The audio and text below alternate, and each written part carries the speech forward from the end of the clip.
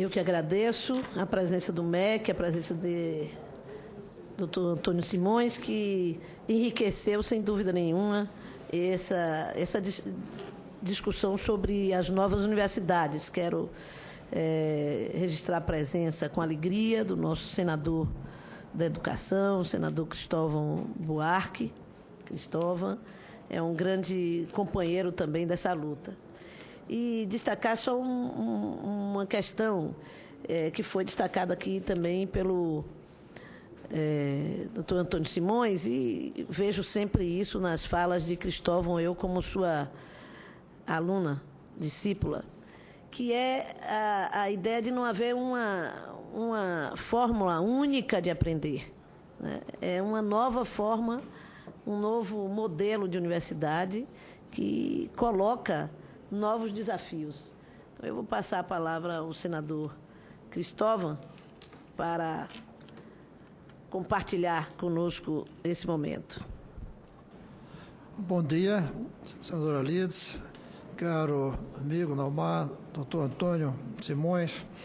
Eu reconheço que uma das melhores coisas que aconteceu no Brasil nesses últimos tempos foi o aumento no número de universitários. Não há dúvida nenhuma. Um país muito pobre em número de universitários.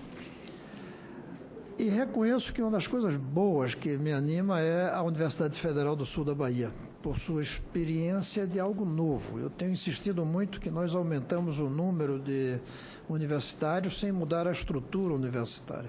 Fizemos um tal de Reúne, que não foi uma reforma universitária nenhuma, foi reforma de prédio. Foi ampliação. O Reúne foi ampliação e reforma de prédios, com alguns novos laboratórios também. Mas a estrutura continua velha, carcomida da universidade brasileira. O mundo mudando. A própria ideia de campus no mundo do ensino à distância já está mudando. Tem uma universidade particular no Paraná que investiu milhões nas construções no laboratório. Se arrependeram.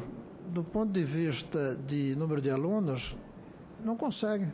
Porque aquele prédio já não representa o que o aluno de hoje quer, que é poder estudar em casa, poder fazer o seu curso sem ir para lá, pelo menos não todos os dias. Então, a estrutura não se adaptou ao ensino à distância, não se adaptou à visão multidisciplinar, não adaptou à estrutura curricular que o Naumar vem tentando e tendo êxito. E o que eu ouço é só elogio à maneira nova de conceber a formação do pensamento. Então, eu fico contente de estar aqui, acho que merecia uma audiência com muito mais presença, talvez até fazendo junto com a minha Comissão de Ciência e Tecnologia, que eu presido, sim, para nós vermos o trabalho. Sobre a expansão em si, que eu reconheço que é uma grande coisa, eu gostaria de dizer que o que eu lamento é que não vem acompanhado do aumento do número e da qualidade dos alunos que concluem o ensino médio. Então, nós estamos chegando a um ponto em que, somando aí o setor público e o setor privado, nós temos vagas sobrando.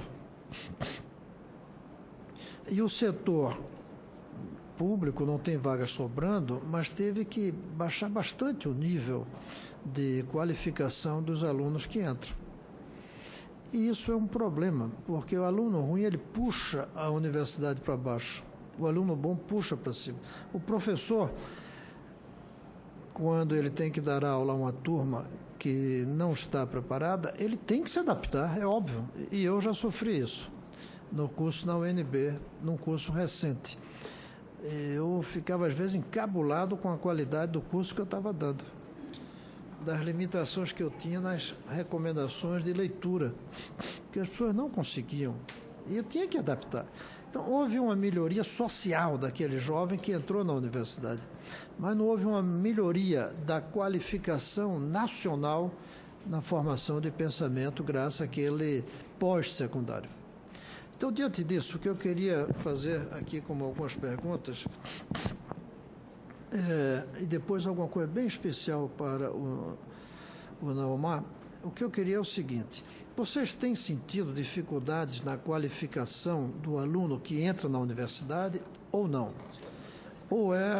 Ou foi uma amostragem falsa minha na UNB? Aliás, não só dos meus alunos. Eu fico nos corredores conversando com professores, com alunos, e sinto, sobretudo nos cursos das ciências e nos cursos de engenharia, uma falta quase que total de conhecimento de matemática, física, que precisa um aluno ao entrar no curso de engenharia. Então, vocês sentem isso ou não? Se não sentem, tudo bem, mas se sentem, qual é a influência que um programa de expansão de universidade está tendo junto à melhoria da educação de base? Porque, ao mesmo tempo que se constrói mais prédios, se contrata mais professores, melhora a qualidade dos professores, como a gente viu, 68% com doutorado. Ao mesmo tempo que a gente faz isso, qual é o trabalho do programa de expansão das universidades para melhorar a qualidade dos alunos antes de entrarem lá? Então, essa é a primeira pergunta. A segunda pergunta é: qual tem sido o papel dessas universidades na melhoria da educação de base? Tem havido uma preocupação? Tem conseguido fazer isso? Já dá para medir que, ao abrir uma universidade numa cidade, a educação de base melhora? Porque aqui a abertura de uma universidade melhora a cidade, eu não tenho dúvida. Eu costumo dizer que até o papo no botequim melhora quando você coloca uma universidade em uma cidade. Mas a pergunta é: essa melhora no humor da cidade, nos temas de conversa da cidade, como também numa casa? Ter um aluno universitário melhora a conversa na hora do jantar na casa. Agora, isso tem levado a uma melhora na qualidade da educação de base e no número de alunos que terminam o ensino médio? E a outra é: tem melhorado a empregabilidade? Ou seja, esses alunos que terminam o ensino médio, de acordo com o currículo que eles se submetem, eles estão conseguindo emprego ou eles estão conseguindo só o diploma? E se há ou não análise nesse sentido? Quanto à nossa Universidade do Sul da Bahia, eu queria saber quais são as críticas que vocês têm ao sistema universitário brasileiro. O que é que vocês gostariam que se modificasse nas outras universidades, a partir, inclusive, das experiências que vocês estão fazendo, que são experiências criativas, inovadoras e, a meu ver, extremamente positivas para conceber uma universidade do futuro? Então, são essas as perguntas que eu tenho para deixar a vocês. Quero agradecer a presença, a intervenção do senador Cristóvão. Quero registrar também a presença da professora Irene Carzola e agradecer, diretora de ensino básico da CAPES. Aproveitar, dizer que estivemos no MEC, levando reivindicações de organização de ensino à distância para diversas cidades da Bahia, entre elas Canudos, Catu, e estamos precisando da presença da CAPES lá, fazendo as visitas e viabilizando o mais rápido possível. Foi esse o nosso pedido lá ao ministro e quero contar com sua colaboração também. Muito obrigada. Passar a palavra ao professor Naumar, para que ele possa responder, e depois ao professor Antônio Simões, para que ele possa respondendo as perguntas e também expondo suas opiniões. Tá. Eu queria agradecer o conjunto de questões do professor Cristóvão. Ele já tinha me convidado à Comissão de Ciência e Tecnologia e o tema da educação científica, e por isso que ele está tão E acho que nós inteirado. podemos combinar isso próximo ano, Cristóvão, logo no início, porque aqui houve uma série de fatores que levaram a que acontecesse praticamente no último dia de sessão nossa. O nome do Naumar, inclusive, está no debate que eu vou fazer sobre como escolher reitor. A gente tem que mudar esse sistema, a meu ver. Tudo tem que ser sempre modificado, né? Estamos com 30 anos da experiência de eleição direta. E não estou falando de voltar atrás. Tá. Tem que dar um salto adiante. Então, o seu nome está na lista. Tá bem. Bom, eu posso antecipar que o estatuto que submetemos da nossa instituição tem um modelo diferente de escolha de reitor, onde o colégio eleitoral é formado paritariamente com a sociedade. Isso. É o Conselho Universitário mais o Conselho Estratégico Social, que homologam as chapas que irão à consulta. Mas guardo os detalhes para essa oportunidade. Bom, eu vou responder uma das 3 questões iniciais do professor Cristóvão, professor senador Cristóvão. Primeira questão da qualidade dos alunos. Nós estamos com uma experiência meio desconcertante lá. Talvez o fato da universidade ter ido a esse interior, nós estamos descobrindo pérolas, inteligências impressionantes que podiam até ter feito o Enem, fizeram, entraram na nossa universidade com scores altos, e a pergunta é: por que eles não estavam na universidade? O score, o ponto de corte do BI de saúde nosso é 700 pontos, do BI de Humanidades e Ciências é 650 e do BI de Artes 600. A área básica de ingresso nos colégios universitários é acima de 500 pontos. Então, são alunos que... E temos alunos que entrariam em cursos de medicina ou de direito ou de engenharia em outras universidades. Alguns deles, a principal justificativa para eles estarem nos pequenos municípios é o fato de terem que trabalhar para sobreviver, arrimos de família. Dou só um exemplo, e se algum de vocês tiver curiosidade, entre no Google colocando Colégio Universitário Quaraci. Vocês vão encontrar portfólios em versos de boa qualidade sobre o rio que está morrendo, em Quaraci, feito por um aluno, por iniciativa própria.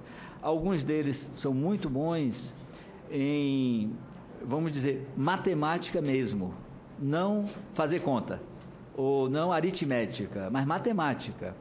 E eu mostrei, senador, aqui o exemplo do curso de Matemática e Espaço, que integra com as artes. A questão é que o ensino da matemática no nível médio brasileiro, da educação média brasileira, é preparatório para passar no processo seletivo para as universidades públicas. Não é ensino de matemática. Não é processos criativos, talentos de relação, forma, espaço. Tudo isso que, quando você pergunta aos matemáticos o que é esse campo, eles dizem com muito entusiasmo, não é aquela memorização de fórmulas ou modos padronizados de solucionar problemas que não tem nada a ver com a realidade. O ensino da matemática, numa perspectiva freiriana, é solução de problemas que sejam significativos para os sujeitos. Então, nós temos um dos componentes curriculares integradores da formação geral, chama-se matemática e cotidiano. Tem outro que é aplicações matemáticas e computacionais nas artes.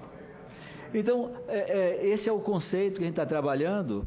E estamos descobrindo que a inteligência é uma das coisas que é mais igualmente distribuída. Agora, a oportunidade é muito injustamente distribuída na nossa sociedade.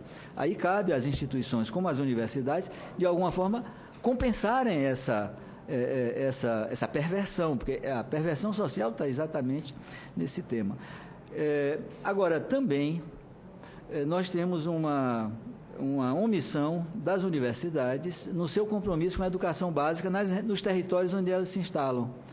Daí que eu também apresentei os desenhos iniciais de um projeto que eu sei que o senador já conhece, porque conversamos a respeito, da universidade assumir a gestão pedagógica das escolas de ensino médio onde estamos instalados como colégios universitários. Então, não é apenas um uso daquele espaço para a captação de bons alunos, ser ativo na produção indução e formação dos futuros alunos da instituição. É como se a nossa universidade, que está nos 3 campi, Itabuna, Porto e Teixeira, nos 36 municípios, senadora Lídice, vamos ter 36 pequenos colégios de aplicação destinados aos jovens daquela localidade e, ao mesmo tempo, são campos de prática para os futuros professores nas licenciaturas interdisciplinares, cujos preceptores são os professores da rede, que tem muito professor bom que se dedica, tem diretores fantásticos no interior, mas, infelizmente, existe uma degradação da imagem, da estima do ofício de ser professor. E no pequeno município, em áreas rurais, são personalidades, são figuras muito reconhecidas, muito respeitadas. E a nossa universidade está num processo de, inclusive, valorizar esses sujeitos, essas pessoas, com o credenciamento, como professores de um quadro complementar que o nosso estatuto prevê e que as outras universidades ainda não. Para que o carpinteiro, o engenheiro, mas também o pequeno empresário, mas também a oleira, construtor de barcos. O construtor de barcos, eu mostrei um carpinteiro que faz barcos, sejam credenciados pela universidade como mestres de saberes significativos, né? Agora, sua questão específica para a gente, críticas ao sistema universitário brasileiro. Eu tenho uma crítica muito radical. Eu acho que o sistema universitário brasileiro, e muita gente tem falado isso, né, está no século XIX. A estrutura é a mesma da França na reforma do segundo Bonaparte, de Luiz Bonaparte, em 1846, onde as pessoas não entram na universidade, entram nas faculdades, escolas ou institutos. A universidade só serve para chancelar o diploma, porque o aluno faz o vestibular para aquele curso, para aquela faculdade e cursa tudo naquela escola, faculdade. Então, às vezes conhece o reitor na formatura, quando o reitor vai, né? Os países mais desenvolvidos do mundo já superaram esse modelo a partir de 2 grandes reformas, aliás, seus livros relatam isso, uma no início do século XIX, a reforma Humboldt, e outra no início do século XX, que é este modelo que propiciou que, no mundo inteiro, as escolhas profissionais são feitas com o conhecimento do que é a carreira, e não como fazemos. O jovem, 15, 16 anos, começa a se preparar para entrar na faculdade e às vezes já escolhe até a especialidade ou a subespecialidade na faculdade antes de entrar, alguém que não teve a oportunidade de ver essa variedade, diversidade, muitas vezes, essa diversidade, essa riqueza que os saberes, os conhecimentos, as práticas da vida proporcionam. Aí eu acho que as universidades brasileiras, eu não gosto muito de dizer isso, porque tem toda a discussão sobre os multimodelos, Eu acho que a universidade brasileira tem sido muito eficiente para a manutenção de um estatuto social de desigualdade. E que as políticas públicas, que são muito eficientes e muito bem-vindas, elas têm permitido a essa estrutura se manter cumprindo sua função de formar quadros para um certo segmento social e, ao mesmo tempo, se abrindo, mas não tanto, mas não tropo, para outros segmentos sociais, sem mudar a concepção do que é educação. Uma das coisas mais difíceis que, aliás, eu posso dizer que estamos, nesse momento, enfrentando, é exatamente o que o professor Simões estava dizendo. Nós todos, eu inclusive, fomos formados por uma universidade que parou no tempo e entrou em crise. E muita gente pergunta, qual é a razão da crise? Eu acho que a razão da crise é anacronismo. Por isso, a gente precisa testar mais e novos modelos. Agora, não como pilotos, como o professor Simões falou, não é um piloto, não é um exótico, não é uma demonstração lá no sul da Bahia, não é a pequena federal do ABC que está ali incrustada. É uma política que seja capaz de desafiar a universidade a se recriar. O REUNE, concordo, gênero, número e grau. O REUNE teve uma belíssima intenção, que as universidades fossem induzidas a fazer uma grande inclusão social e uma reestruturação curricular.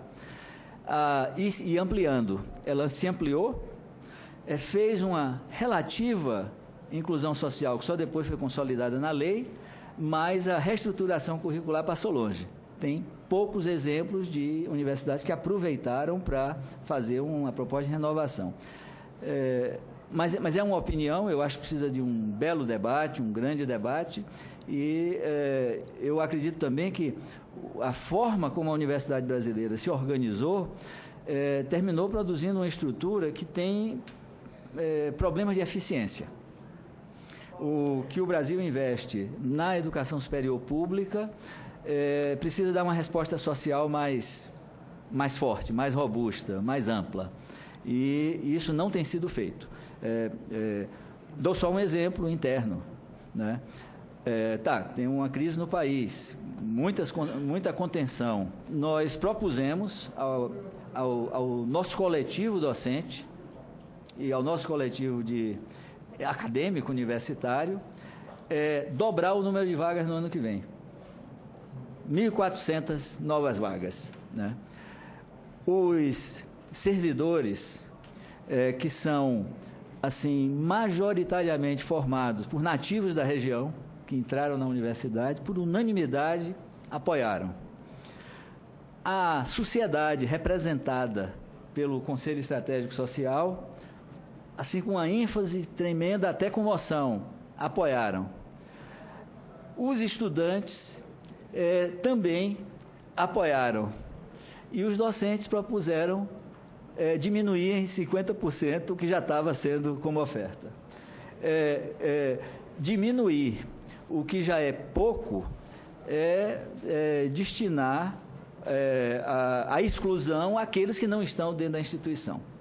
Eu acho que tem um compromisso histórico a ser firmado, um grande pacto a ser firmado para que muitos compartilhem dessa grande oportunidade de fazer da educação superior brasileira não um elemento de reprodução da exclusão social, e sim um fortíssimo indutor da inclusão de muitos na educação superior.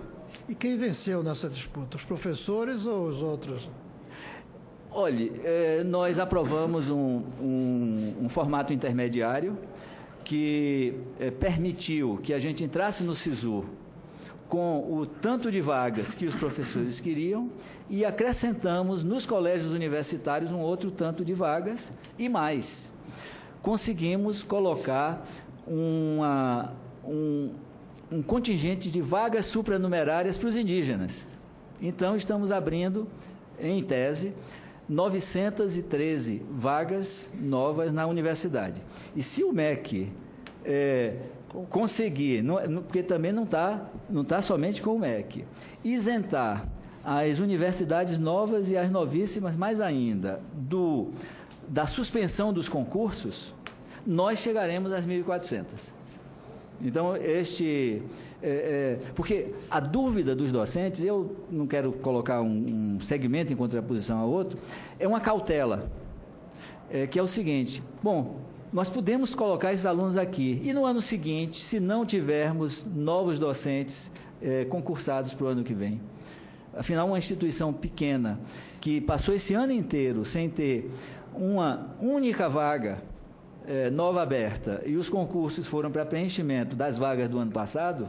Mas, professor, bastava usar algumas técnicas de ensino à distância que dá para aumentar as vagas sem precisar de mais professores. Nós já usamos o que estamos chamando de educação metapresencial, tanto que estamos com perto de 1.600 alunos de entrada, com 120 professores ativos. Isso é como se, por exemplo, a Universidade Federal da Bahia abrisse 30 mil vagas por ano, em vez de 6 mil. Então, nós já estamos usando, senador, essas tecnologias. Metade do nosso investimento é justamente para isso. Mas é possível fazer. Agora, com poucos professores, é o que estamos fazendo. A razão aluno-professor nossa é altíssima. Agora, sem professor, quer dizer, zero de professor, é impossível. Não, zero não. Tem que ter muito professor, senão não tem ensino à distância bom. Bom, perfeito. Mas muito professor pode ter 2, 3, 4 vezes mais do que com esse mesmo número de bons professores. Tem que ter muito professor. Isso aí não existe. Computador não dá aula. Computador apenas transmite. O que um conjunto de professores e de especialistas na pedagogia à distância conseguem fazer de uma aula com alta qualidade que seja levada para milhares de pessoas até. É aí que eu acho que o problema está na seleção do professor. Primeiro, tem que selecionar professor que, além de bom na sua área, seja aberto ao uso dos equipamentos novos da pedagogia. E tem que a universidade começar a selecionar especialistas na pedagogia, e não só na química, não só na matemática, na pedagogia, para servirem de assessores dos professores. É isso que eu fiz. Agora, deixando um pouco isso de lado, antes de passar ao professor Simões, para responder as perguntas, quantas universidades, não falo de todas, dessas novas da expansão, estão chegando a uma proposta como a do sul da Bahia? Quantas? Ou elas estão avessas a essas experiências que, a meu ver, são tão importantes e que, você sabe, desde o começo eu tenho sido um entusiasta. Algumas estão, ou estão virando as costas, esnobam ou aplaudem.